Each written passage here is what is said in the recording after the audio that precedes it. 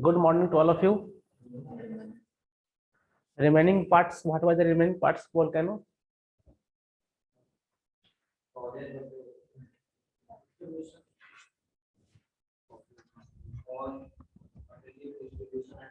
Materials, distributions, and topography.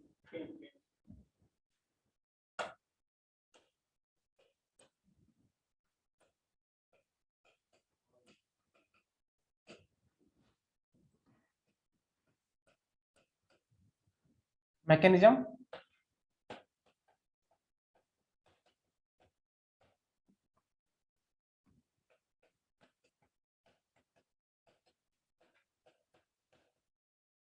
Distributions and topography.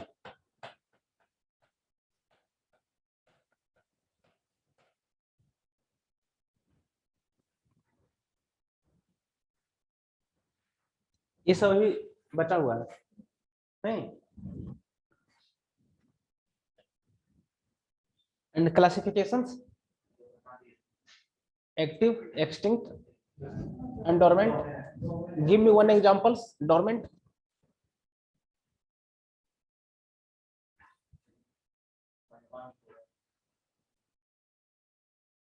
Give me one examples. Examples. I'm talking about example.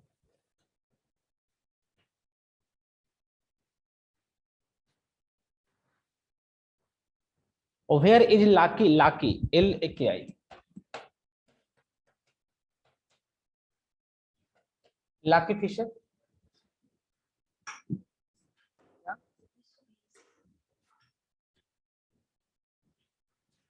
I had mentioned about it. Lucky Fisher.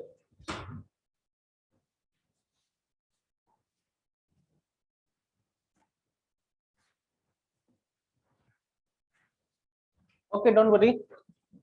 We will cover all these things.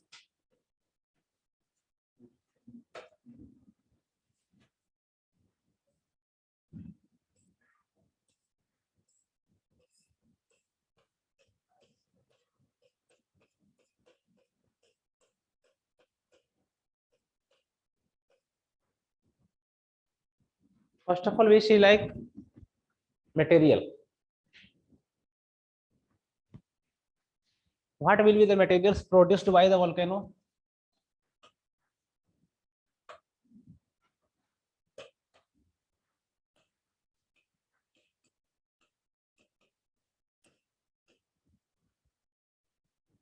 And how many types?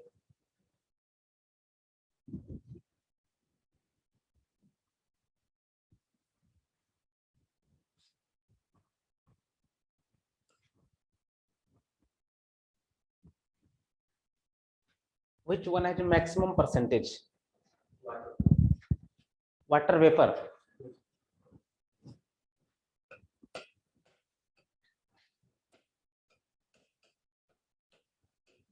Water vapor and steam. Approximately 60 to 19%. And other gases 10 to 20%.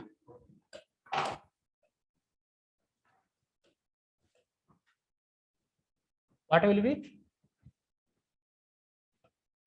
CO2, SA2, and N2. Next,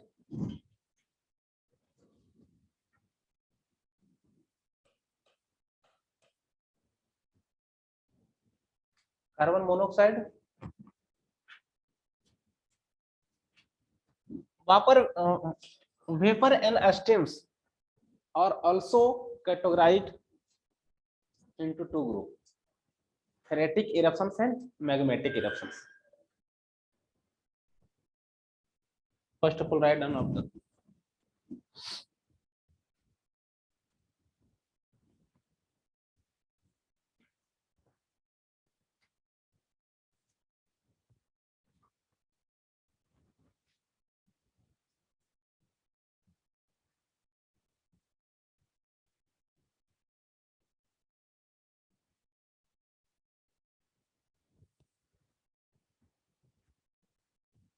Write down about materials.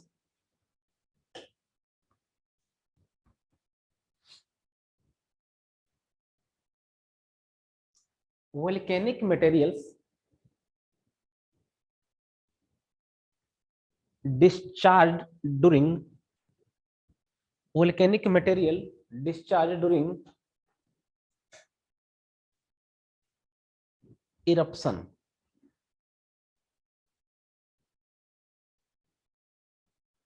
include gases and vapor lava,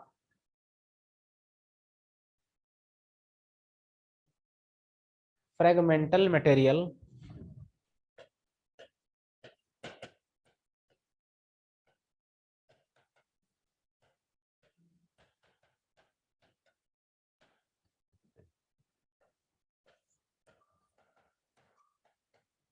fragmental materials, and ashes.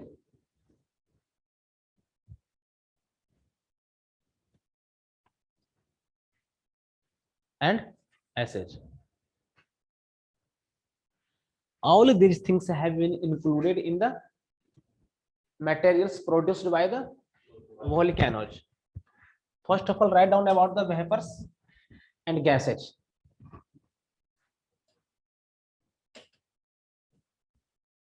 Vapor and gases. A steam and vapor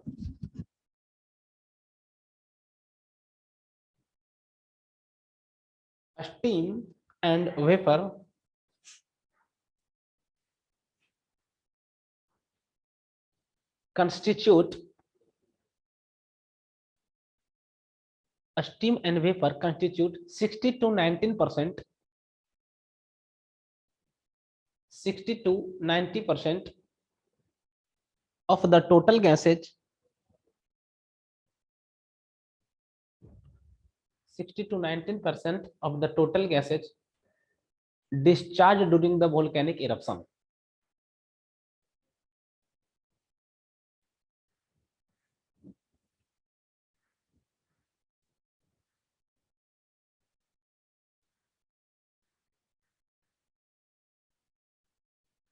Steams and vapors include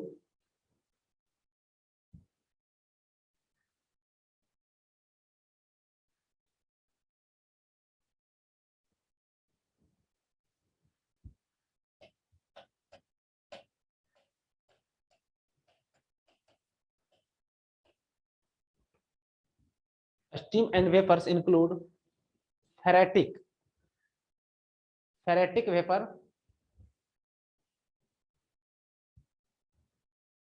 vapor, and magmatic vapor.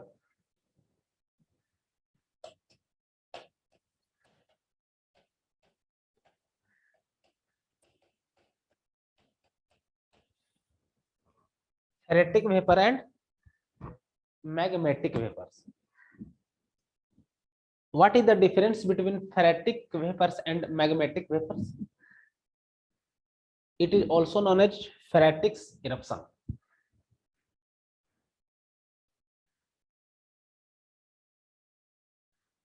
UPSC asked this type of questions. What is the ferritic eruptions? And magmatic. According to name, you can understand about it. Ferritic and magmatic.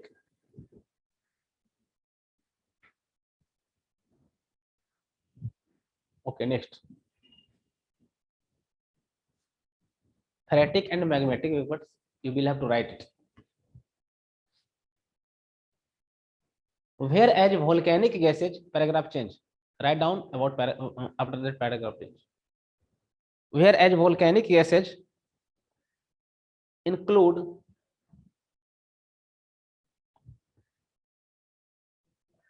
CO2,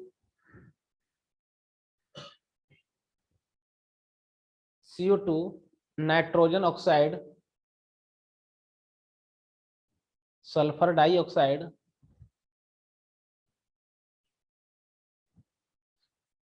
CO2, nitrogen oxide, sulphur dioxide, hydrogen,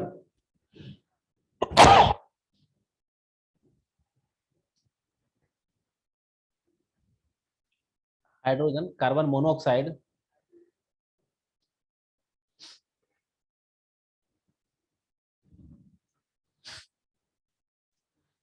besides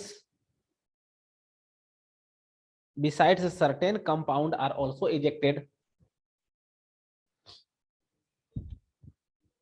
Besides certain compounds are also ejected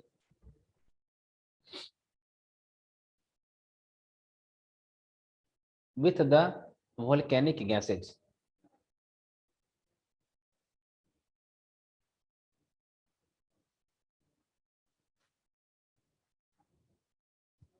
Write about them. Sulfurated hydrogen,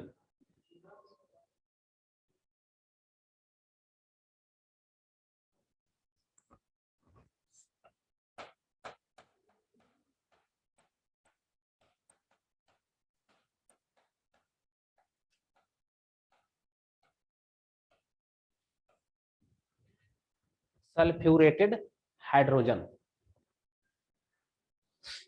hydrochloric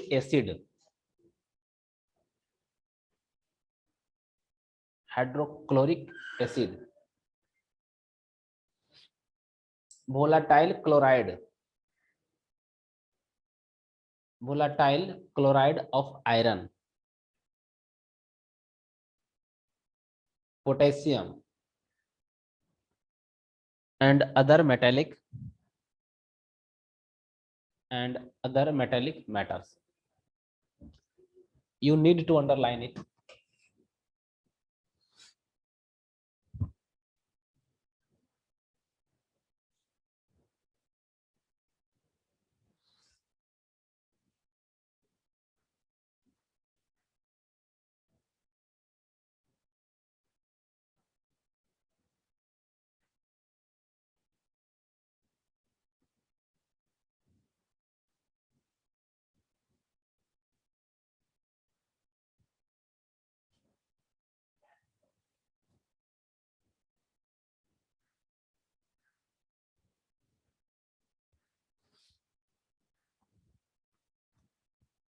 ये सब लगभग पूरा material है जो कब eject होता है, volcanic eruptions में। अब फिशर इरप्शंस और क्या था, सेंट्रल इरप्शंस, एक्सप्लोसिव इरप्शंस। तो फिशर इरप्शंस में ये सब निकलेगा कि नहीं, फिशर में भी निकलेगा। कुछ चीजें फिशर में तो नहीं निकलेगी लगता है। अच्छा वो तो बात की एस फ्रैक्चर है, एक्स नो डाउट वही कैरेक्टर होगा, सेम चीजें होगी।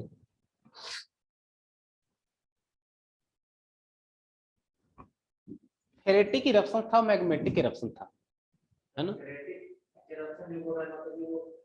फेरस का ग्रुप का जो पीरियड टेबल में एलिमेंट्स है, फेरस को बात नहीं करता, वो कंटेन करता। ओके, और मैग्मेटिक,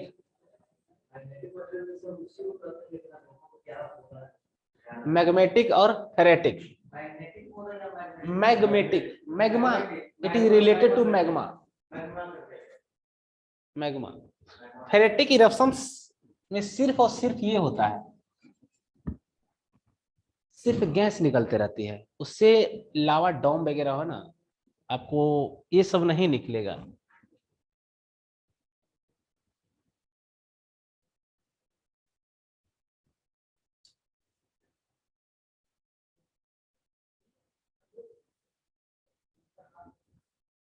ये वॉर्म जो है ना, ये वॉर्म होता है, ये टन के आकार का होता है, बहुत बड़ा बड़ा, बहुत विशाल विशाल होता है। ये सब नहीं, सिर्फ गैसेज की जो निष्कासन होता है ना, वो फेरेटिक इरप्शंस होता है। उसमें होता क्या है कि जैसे मान लिया इरप्शन हुआ आज, 10 वर्ष के बाद वो शांत हो गई है, लेकिन गैस जो धीरे धीरे उससे निकलते रहता है, वो फेरेटिक इरप्शन होता है। सिर्फ गैस और जल का होता है, और इसमें पायरोक्लिस्टिक्स जो होता है ये नहीं होती है, बॉम्ब नहीं हो सकता है, लावा डोम नहीं हो सकता है। ये तो लावा डोम कोलैप्स कर गया यहाँ पे, तो ये सब चीजें इसमें नहीं होगी। यहां से देखिए ये फ्यूमरोल से है, यहां से आ करके ये इस तरह से आया है, क्या चीज फेरेटिक बोल रहे हैं, फेरेटिक ये वेंट है आपका, यहां से निकला है तो धुआं देखिए कहां तक गया है ऊपर, ये सेंट्रल इरप्शन का ही एग्जांपल हो सकता है, नहीं दरारी का तो हो नहीं सकता है, फिशर का तो हो नहीं सकता है। मैग्मा यहाँ से स्टार्ट हुआ बनना, यहाँ आते आते इस तरह से ये शेप ले लिया, कॉलीफ्लावर का रूप ले लिया, है ना। कॉलीफ्लावर का एग्जांपल कहाँ हम दिखाए थे, कौन सा में, पिलियन में भी हो सकता है, हाँ क्योंकि उसकी ऊंचाई सबसे ज्यादा जाएगी, नहीं, और उसके बाद और सबसे कम ऊंचाई किसका होगा, जिसका चिपचिपा होगा उसका सबसे कम होगा, सबसे ज्यादा होगा प्लिनियन, और सबसे कम किसका होगा, हवाईयन का, हवाईयन से ऊपर सब लिखाए थे, हवाईयन, स्ट्राम्बोली, वाल्केनियन, सिपेलियंस एंड वेसुवियस, ये सब करवाए थे ना, तो जो सबसे लास्ट में था सबसे ज्यादा ऊंचा जाएगा, क्योंकि विस्कस उसमें सबसे ज्यादा होती है, चिपचिपा पदार्थ उसमें ज्यादा होता है। यहाँ भी देखिए ये ऐसा है और इसको लावा, अब दोनों का परत बाई परत बन गया है, ठीक ना, और परत बाई परत बन गया तो ये अलग शेप दिया है, एक अलग प्रकार का शेप है ये, तो इसका कुछ और नाम होगा, अभी लिखवाते हैं कि इसका क्या हो सकता है। फिर ये देखिए यहां से जो पाइप है ना, सॉरी ये यहां से भी निकल गई है, नहीं तो ये अलग शेप हो जाएगा, फिर इसका अलग नामकरण होगा, ये अलग नाम से ही जाना जाएगा, ब्रांचेज होगा ये, हाँ और ब्रांचेज होगा, ये पाइप जो है ना पूरा डिपेंड किस पे रहेगी, मेन पाइप पे, मेन पाइप में जब लावा का सप्लाई, मैग्मा का सप्लाई होगा तभी ये जीवित रहेगा, अदरवाइज नहीं रहेगा, क्योंकि ये इससे रिलेटेड है, ये है ना, सब्सिडरी इसको नहीं कर सकते हैं, क्या चीज, वो तो अलग प्रोसेस है, वो तो अलग चीज है, वो तो बताएंगे, ये तो एक्सटर्नल वाला है, तो इंटरनल क्या बात कर रही हो, सील और डाइक जो होता है ना इंटरनली होता है, ये एक्सटर्नल की बात है, ये बाह्य परत की, तो ये इससे रिलेटेड है, इसमें लावा का प्रवाह होगा, मैग्मा का प्रवाह होगा, तब ये जीवित रहेंगे, अदरवाइज ये फिर क्या हो जाएंगे, डोरमेंट हो जाएंगे और एक्सटिंक्ट हो जाएंगे, ठीक ना। और इस प्रकार यहाँ भी निकलते रहेगा लावा, और यहाँ भी पर्वत का निर्माण होते रहता है, ठीक है। तो मेन पाइप से अगर आ रहा है तो ठीक है, अगर मेन पाइप यहाँ जाम हो गया तो ये भी खत्म और ये भी खत्म, ये तो है, ये कोल्डेरा बन जाता है, क्योंकि वहां जल जमा हो जाता है, इक्वेटर क्या हो जाता है, कोल्डेरा बन जाता है, इसका जब लार्ज साइज बड़ा हो जाता है ना, यही कोल्डेरा कहलाता है, ठीक है। लिखिए नेक्स्ट,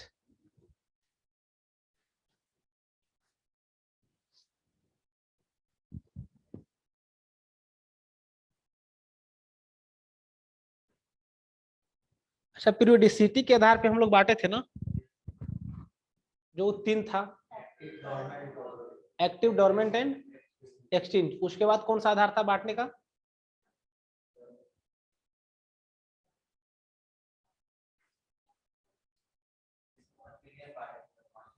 पीरियड के बाद दो भाग किए थे ना, according to periodicities and according to the eruption, उद्गार के आधार पे, दैट इज फिरस fissure eruptions and central eruptions, है ना। तो जितना भी हम करवाए थे सेंट्रल इरप्शन का, वो हवाईयन था, स्ट्राम्बोलियन था, विसोबियस था, ये सब क्या था, सेंट्रल था, फिशर का तो हम लिखाए नहीं थे अभी, क्या लिखवाए थे, Laki eruptions founded in Iceland, है ना, और वो आइसलैंड है, ये जगह मान लिया है, यहाँ से क्या होता है, यहाँ से ये चट्टाने इधर जा रही है, ये चट्टाने इधर जा रही है, मतलब ये किस तरह का जोन हो गया, ये किस तरह का जोन हो गया, और क्या डाइवर्जेंट जोन है ना, और डाइवर्जेंट जोन में ये किस, कौन सा ऐसा ताकत है, कौन सा ऐसा फोर्स है जिसको इसको ढकेलने के लिए रेडी है ये, मान लिया अगर ये प्लेट इधर चल रही है तो क्या मेन कारण क्या हो सकता है, कौन रिस्पॉन्सिबल है इसके लिए,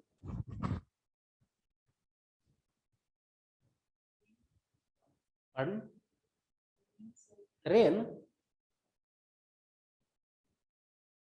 रेन, वर्षा।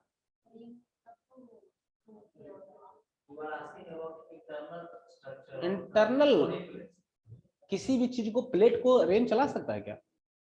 प्लेट, पृथ्वी की जो प्लेट बटी हुई है, 6 मेजर प्लेट, ये तो टेंशन है, ये तो जोन हो गया ना। हम ताकत वो फोर्स का नाम पूछ रहे हैं। कौन सा फोर्स है जो इस प्लेट को चलाती है?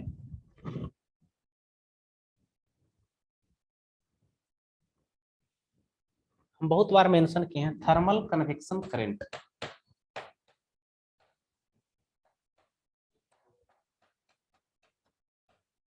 थर्मल कन्वेक्टिव करंट, समझाए थे इसको। यही थर्मल कन्वेक्टिव करंट है। इस रीज पे, आइसलैंड के पास, नीचे से उत्पन्न आती है, होती है, निकलता है, और वो क्या करता है, ऊपर आकर के डाइवर्ट होता है, और वही डाइवर्जन के कारण ये प्लेट इधर जाता है और ये प्लेट इधर जाता है। ये क्या है, डिस्ट्रक्टिव नहीं है, क्या है ये, कंस्ट्रक्टिव है, रचनात्मक है। चूंकि पुरानी वाली प्लेट यहां तक बढ़ रही है, आगे जा रही है, और यहाँ न्यू न्यू प्लेट का निर्माण हो रहा है। ठीक है, ये सब तो करवाए थे। तो फिशर इरप्शन का मेन एग्जांपल आइसलैंड लाकी वाला है, फिशर इरप्शन का। वहां फिशर इरप्शन से आएगा, चूंकि क्या है, पूरे अटलांटिक जो ओशियन है, क्या है, किससे रिलेटेड है वो, कन्वर्जेंट किससे, डाइवर्जेंट से, डाइवर्जेंट से है। तो इसका डेफिनेटली है कि इसका मतलब वहां सेंट्रल इरप्शन लगभग नहीं के बराबर होगा, है ना। वहां किस प्रकार का वोल्केनो होगा, फिशर इरप्शन होगा। ठीक है, लिखिए।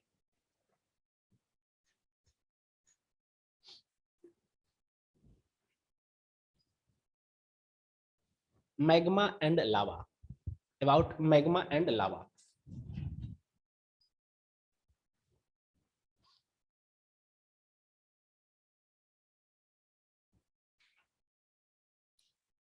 Generally molten rocks,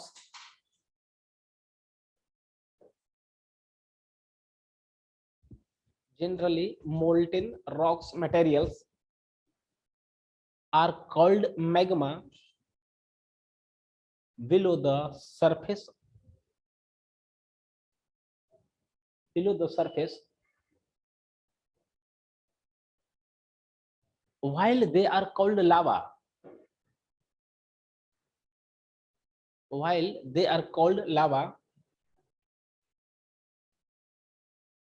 when they come at the earth,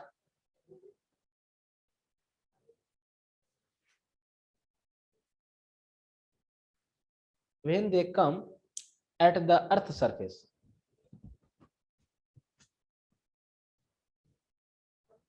Means when it was in beneath the earth surface, that is known as magma. After that, when it comes to the outer surface, at the surface, that is known as lava. Lava and magma are divided, lava and magma are divided on the basis of silica percentage.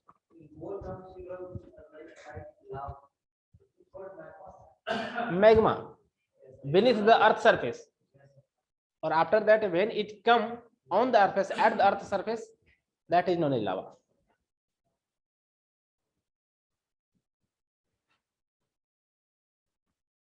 And lava and magma are divided on the basis of percentage, silica percentage.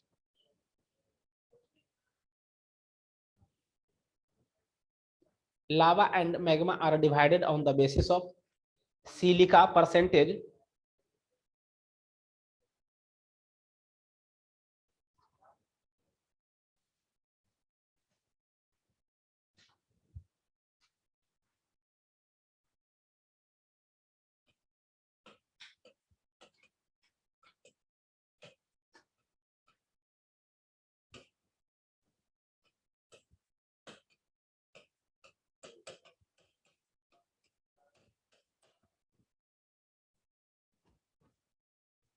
It has been categorized into two groups, acidic magma and basic lava, on the basis of silica percentage.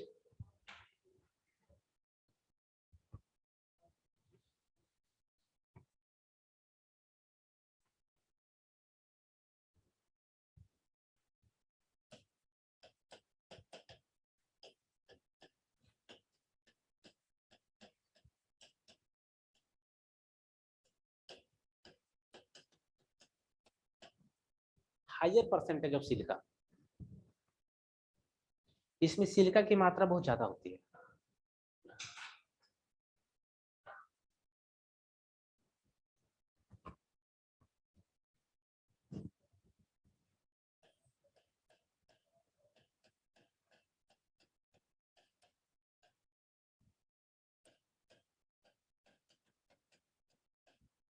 And low percentage of silica.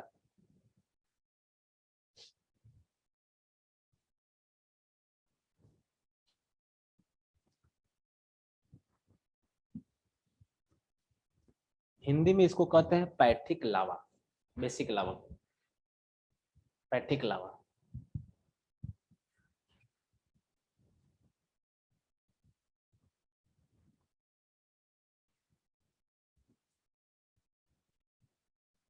These have been categorized on the basis of percentage of silica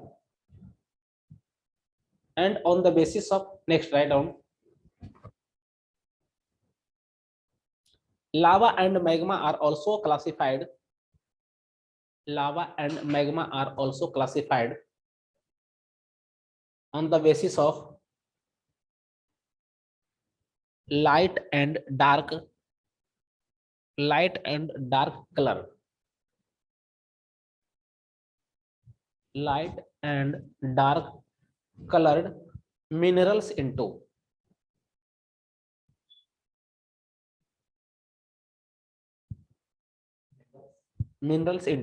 उसमें minerals की जो colour है ना वो light है या dark है, इस पे डिपेंड करता है। इस आधार पे इसको कैटेगराइज किया गया है। एक में हो जाएगा felsic,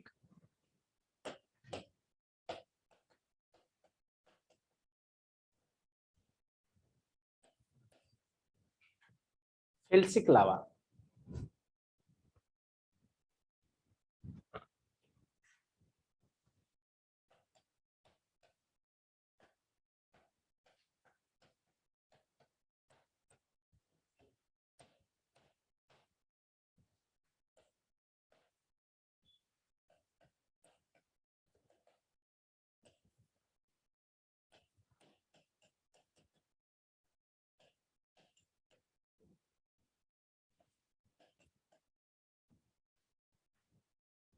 According to the silica percentage, it has been categorized into two group, acidic and basic, and on the basis of color, felsic lava and mafic lava.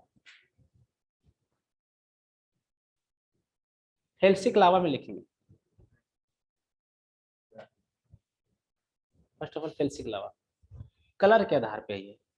इसका कलर क्या होगा लिखिए इसमें, सिलिकॉन, अवेलेबिलिटी ऑफ सिलिकॉन और presence of silicon, aluminium, oxygen,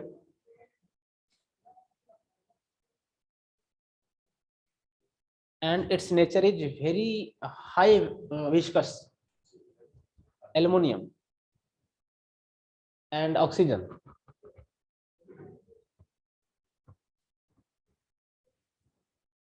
It is very high viscosity.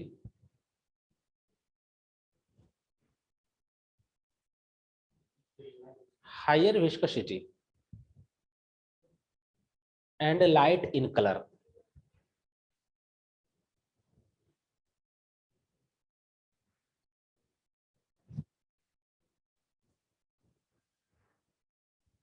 ये felsic का हो गया। विस्कोसिटी ज्यादा है तो क्या स्प्रेड ज्यादा होगा ये क्या नहीं होगा ना, कम होगा ना, क्योंकि इसमें चिपचिपा बहुत ज्यादा है जो वो ज्यादा तक नहीं फैलेगा। इसका अपोजिट ये हो जाएगा मैफिक में, लिख लीजिए मैफिक। मैफिक और बेसाल्टिक भी इसको कर सकते हैं।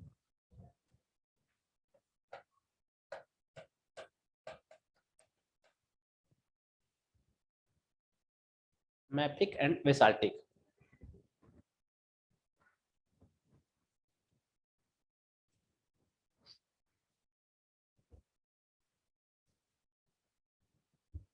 बेसाल्टिक और मैफिक लावा इज, बेसाल्टिक और mafic lava is characterised by maximum fluidity,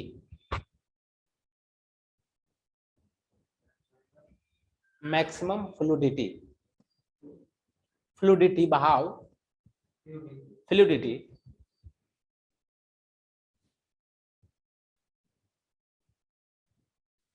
basaltic lava spreads on the ground.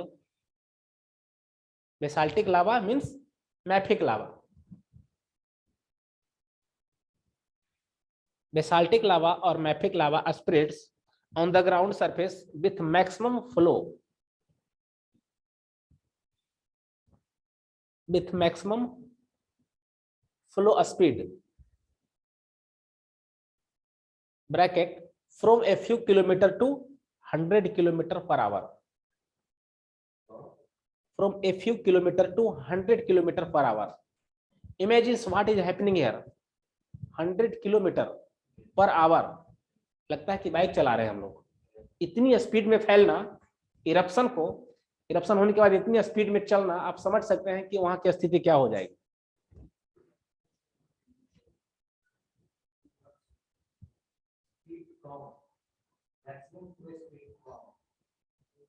From a few kilometer to 100 kilometer, bracket, average flow speed being 45 to 65, average flow speed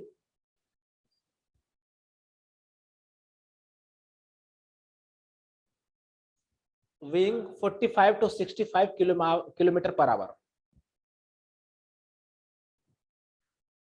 bracket 1 close. Due to high fluidity, due to high fluidity and low viscosity,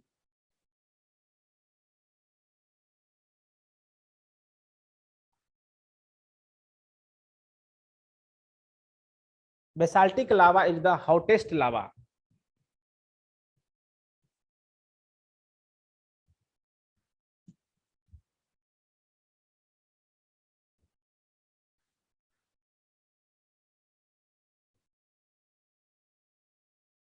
On which element the spreads of the lava? No, no, no. कौन सा आधार पे लावा की जो fluidity है, इसका क्या क्या सब तत्व हो सकता है, एलिमेंट हो सकता है, क्या आदर्श दशाएं हो सकती है, आइडियल कंडीशन क्या हो सकता है इसका, लावा बहुत दूर तक फैलना.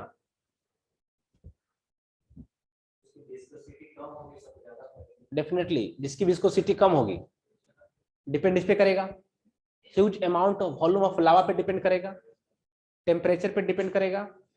जिसका ज्यादा टेम्परेचर रहेगा क्या होगा, है ना. उसके बाद फिर और क्या लिखाए थे, एक और लिखाए थे, स्लोप, है ना. स्लोप किसी का ज्यादा है तो डेफिनेटली और ज्यादा दूर तक जाएगा, है ना, उस पर डिपेंड करता है. अब ये फ्लूइडिटी के आधार पे, ये तो किसके आधार पे था, प्रेजेंस ऑफ सिलिका, ये कलर के आधार पे था. अब फ्लूइडिटी के आधार पे हवाईयन में जो भाषा होता है, वो अपने भाषा में इन्होंने इसको कैटेगराइज किया है. हवाईन मतलब प्रशांत महासागर के पैसिफिक ओशियन में जो रहने वाले हैं, वहां की जो भाषा है, थोड़ा सा सुनने में अटपटा सा लगता है, उनके आधार पे इन लोगों ने इस लावा और मैग्मा को डिवीजन किया है. ठीक ना, उसको लिखें.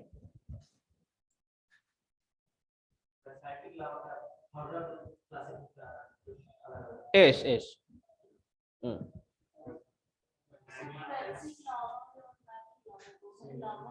हाँ, लावा तो बता तो दिए है, डिफरेंस तो यही है, लगभग सेम ही है, कुछ का अंतर है.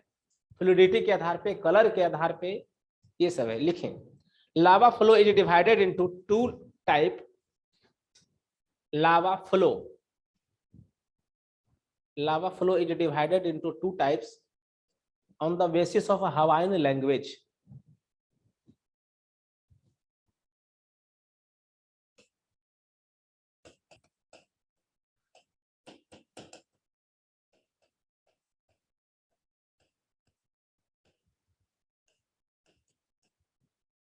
On the basis of Hawaiian language.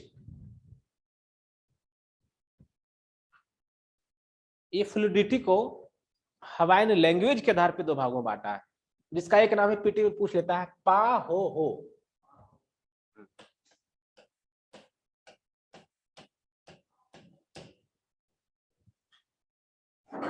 थोड़ा सा अजब सा है।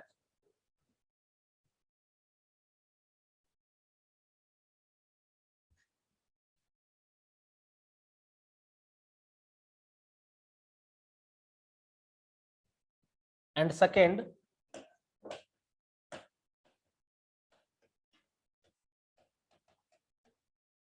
आ लावा फ्लो।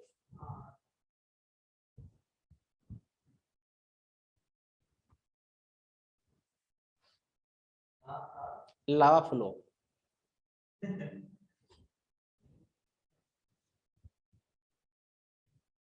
नहीं मिलेगा, लैंग्वेज है इसका, हिंदी कहाँ खो जाएगा बस।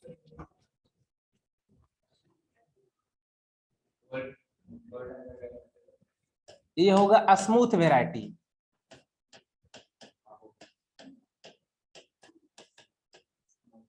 और ये होगा रफ।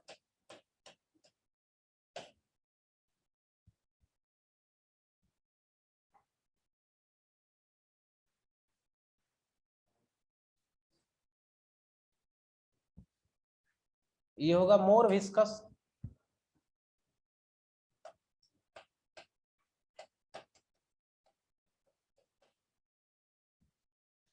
More viscous.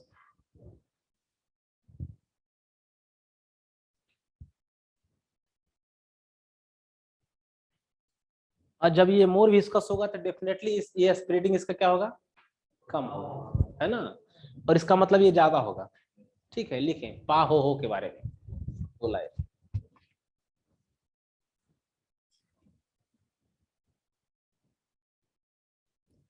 पा हो lava has high fluidity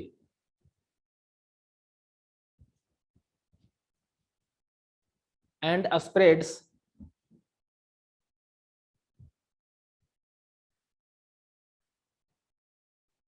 like a thin sheet, पतला कागज की तरह, thin sheet।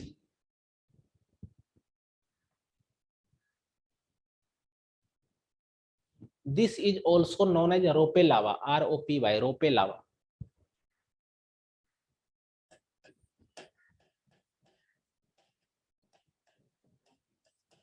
ROPY, P,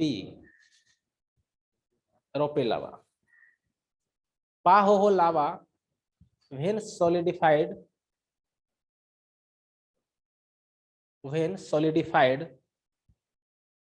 in the form of sacs, in the form of sacs or pillow,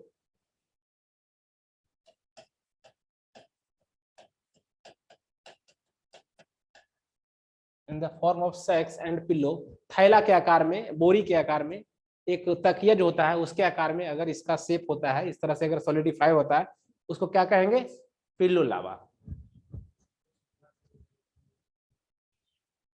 कहाँ से छूटा है बोलेंगे। हाँ,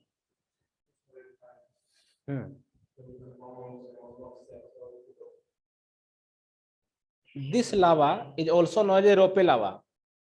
पाहो लावा when solidified in the form of sacs or pillow is called pillow lava।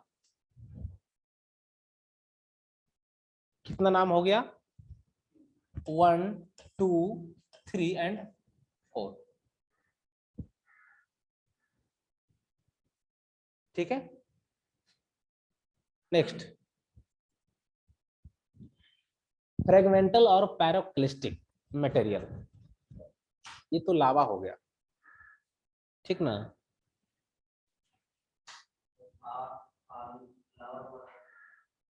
लावा तो लिखा दिया है, बस सिर्फ इतना ही है कि रफली होता है, ये विस्कोसिटी इसकी ज्यादा होता है।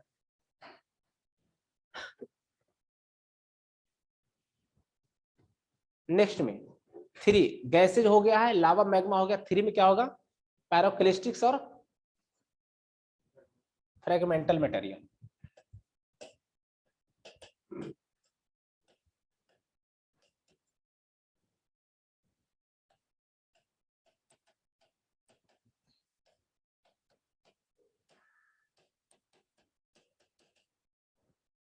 पैरोक्लिस्टिक और फ्रेगमेंटल, PYROCLASTIC। PYROCLASTIC,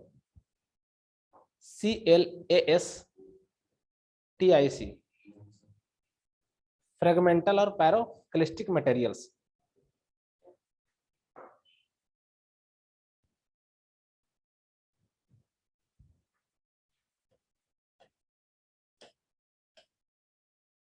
अब ये फ्रेगमेंटल नाम से ही लग रहा है कि पृथ्वी के अंदर से निकलने वाला मैग्मा लावा होगा, उस चट्टानों को तोड़ती है, गलाती है, ठीक ना, द्रवित अवस्था में उसको करती है। तो कुछ को ऐसा होता है कि जो नहीं हो पाता है, वो क्या होता है, चट्टान के सॉलिड के रूप में ही डायरेक्ट निकलता है, वो बम के रूप में जाना जाता है, ठीक ना। वो क्या होता है, बम के रूप में जाना जाता है। इसको टेफरा भी कहते हैं, छोटा आकार में रहेगा तो टेफरा उसको कहेंगे, ठीक ना। तो ये सब चीजें फ्रेगमेंटल मटेरियल के अंतर्गत में आएगा, जिसको कहते हैं कि पैरोक्लिस्टिक मटेरियल्स। स्टीम एंड वेपर था, सेकेंड में लावा और मैग्मा, और थर्ड में क्या है, पैरोक्लिस्टिक्स मटेरियल्स। ये इंपॉर्टेंट है, ये सब लिखें। fragmentals, about the fragmentals, there are, these are thrown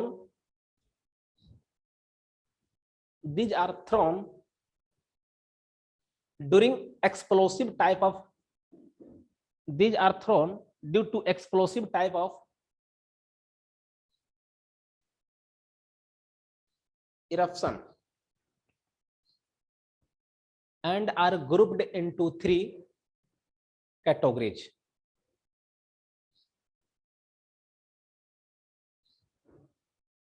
These are thrown during explosive type of eruptions and are grouped into three categories. First category, essential material.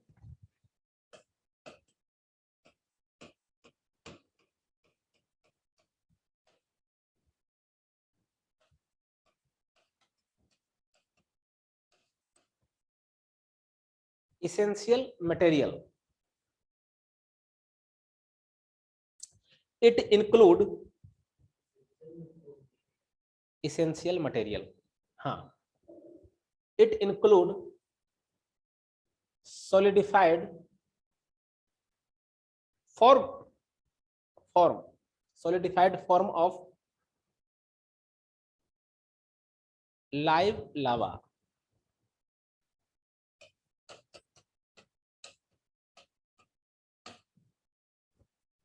जिंदा लावा,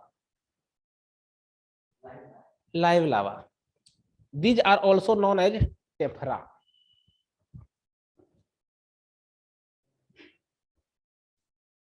These are also known as tephra.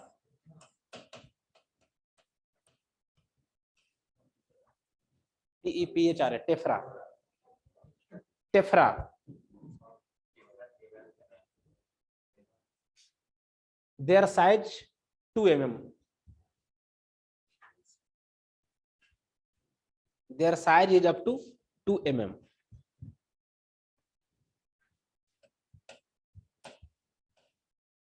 इसका diameter क्या होगा, 2 mm, छोटा एकदम, टेफरा। Second में accidental material,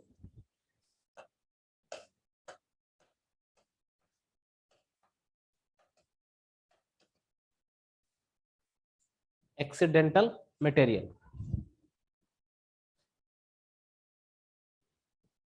it include fragmental material of crystal rock,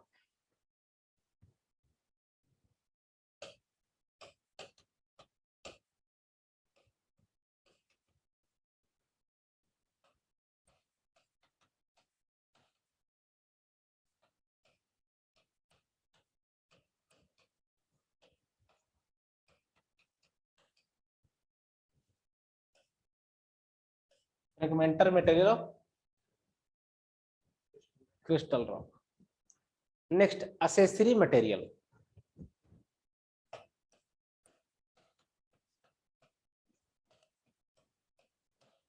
ACCSSORIS, accessory material.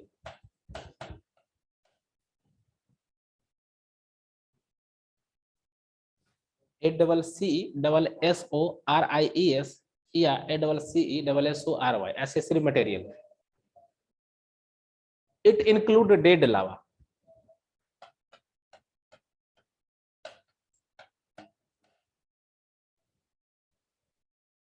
It include dead lava.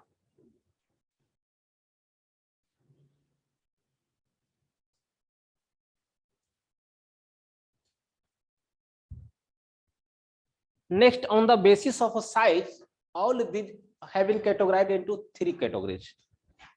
उसका कितना है 2 mm है ना। अब इसका साइज जो बड़ा, जिसका बड़ा होगा, बॉम्ब कौन कहलाएगा, लैपिली कौन कहलाएगा, शब्द इसका काफी होगा। शब्द जो है ना, शब्द को ध्यान रखना है, इसको अंडरलाइन करना है, शब्द नहीं पूछता है। लिखिए नेक्स्ट पैराग्राफ चेंज करते हैं। On the basis of size, on the basis of size, pyroclastic material, on the basis of size, pyroclastic materials, pyroclastic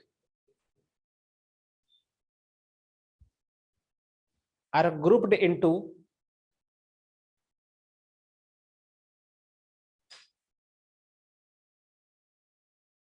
several type.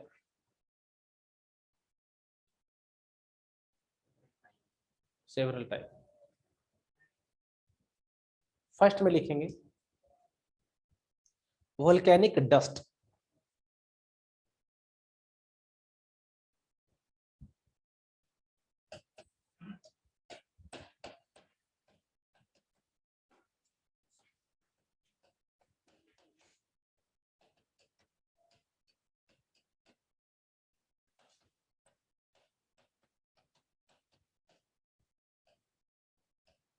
ये फिनिश्ड पार्टिकल होगा। डस्ट है मतलब finished particle, finished particle. Second है volcanic acid,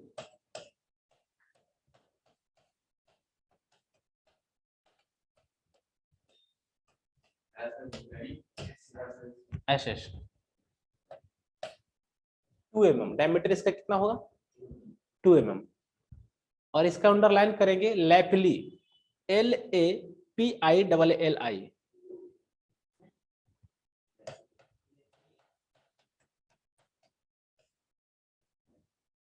लैपिली। इसका diameter of the size of P, मटर का जो दाना होता है ना उसके अनुसार लगा, इसलिए इसी के नाम पे पूछ लेता है यूपीएससी में।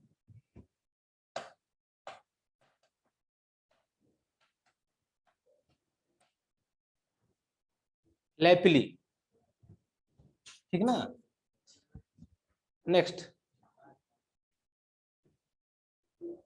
वोल्केनिक बॉम्ब,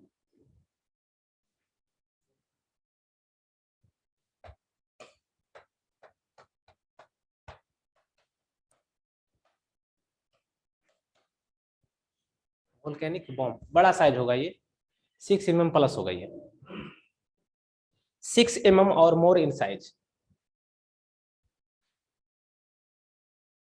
लिखेंगे इसके बारे में, which are different, yes, which are different of shape,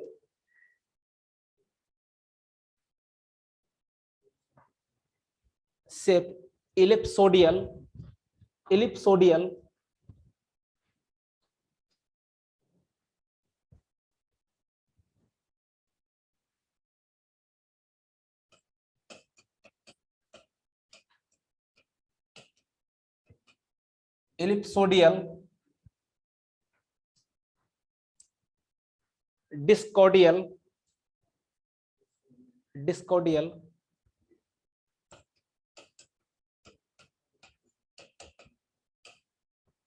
ellipsoidal, discoidal, ये शेप है ना। Cuboidal and irregularly round,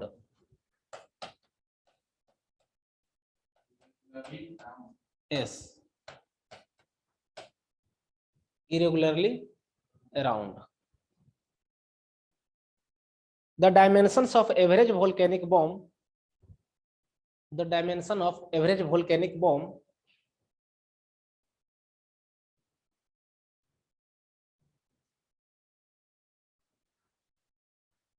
range from the size of basketball, the size of basketball to giant size.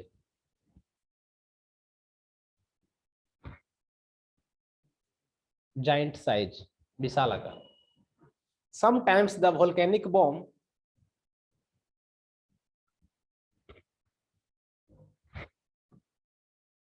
weight वजन 100 ton, 100 ton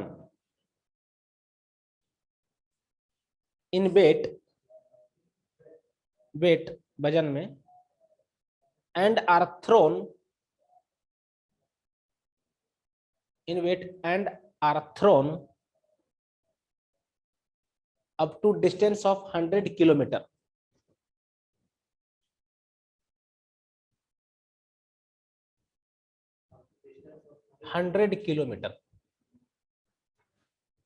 ये bomb है. देखिए यहां तो देखने में छोटा लग रहा है, ये बहुत बड़ा एक ट्रक का आकार का भी हो सकता है, इतना विशाल होता है. 1000 टन का मतलब समझ रहे हैं कितना बड़ा. और सोचिए इसकी दूरी 100 किलोमीटर लिखवाए हैं,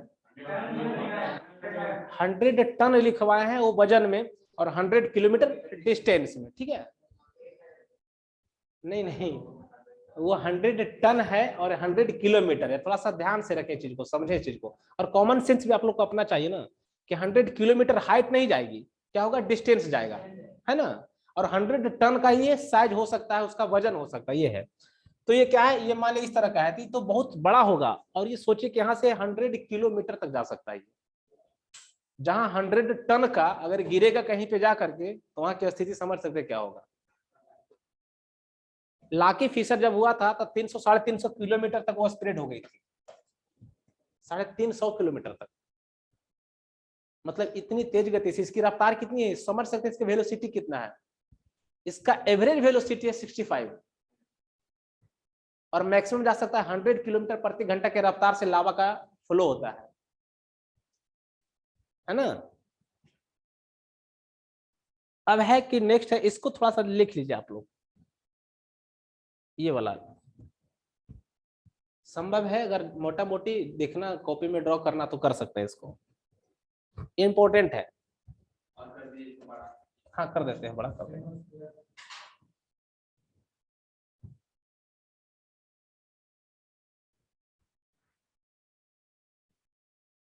दिख रहा है नहीं, लेकिन हो क्या गया ना कि लिखा हुआ है तो इतना में नहीं दिखता है.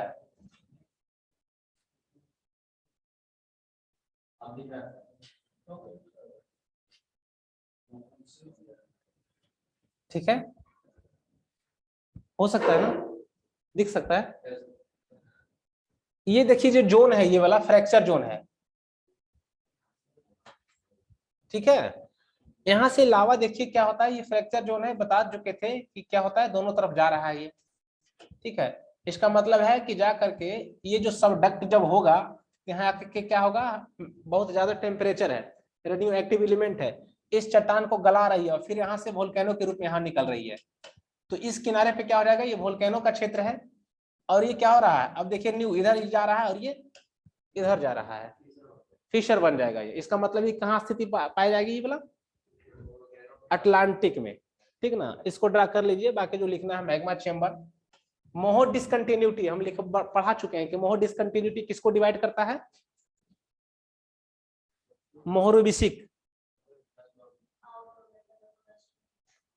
ठीक है,